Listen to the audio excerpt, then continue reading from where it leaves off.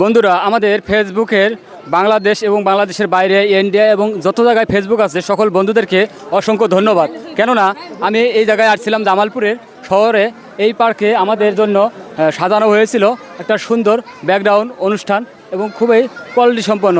ফেসবুকের প্ল্যাটফর্মে কোনো জায়গায় এরকম স্টেডিয়াম সাজানো হয় নাই কন্টেন্ট ক্রিয়েটরের জন্য, এবং এটা করতে প্রায় 4 লক্ষ টাকা খরচ হয়েছে। আমরা সবাই সহযোগিতা করেছি এবং এর মাধ্যমে সবাই একসাথে একত্রিত হয়েছি। যা দেখতেছেন ছোটো বাচ্চারা ছাড়া সবাই হচ্ছে কন্টেন্ট ক্রিয়েটর, এবং আমরা চেষ্টা করব আরও আগামী দিনে এরকম সুন্দর কিছু আপনাদেরকে উপহার দেওয়ার জন্য। কেননা এটাই হচ্ছে আমাদের প্ল্যাটফর্ম, এটাই হচ্ছে আমাদের ভালোবাসা। এই মিলন মেলায় যারা আসতে পারেন নাই তারা 26 সালে আসবেন, আসার জন্য আপনাদেরকে ইনভাইট করা হবে এবং যে কোনো মূল্য হোক আপনাদেরকে আমরা এটা জানাবো যে আপনারা অংশগ্রহণ করবেন। কেন এই অংশগ্রহণটা আপনাদের জন্য। এই রকম সুন্দর জায়গায় যদি আপনি আসেন, যদি সেলিব্রিটিদের সাথে যদি আপনারা ভিডিওগুলো বানান, তাহলে অবশ্যই আপনাদের ভিডিওগুলো ভাইরাল হবে। কেননা আমি একটা ভিডিও আসিয়ে যখন এই জায়গায় পৌঁছি তখন একটা ভিডিও করছি, করে এক ম্যামের সাথে আমি ভিডিও করছি, ভিডিওটা করে আমি ছাড়ছি।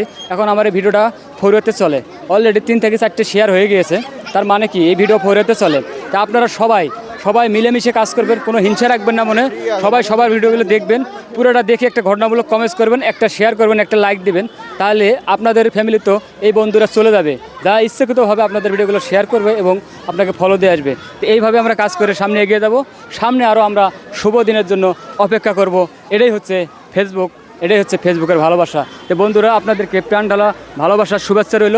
আগামী 26 সালে আবার এরকম নতুন কিছু নিয়ে আপনাদের সামনে হাজির হব।